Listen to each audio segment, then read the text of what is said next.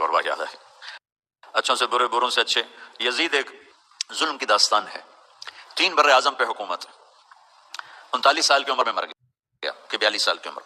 اس کا بیٹا معاویہ بن یزید رحمت اللہ علیہ 3 بر اعظم کی حکومت ملی 22 سال کی عمر میں۔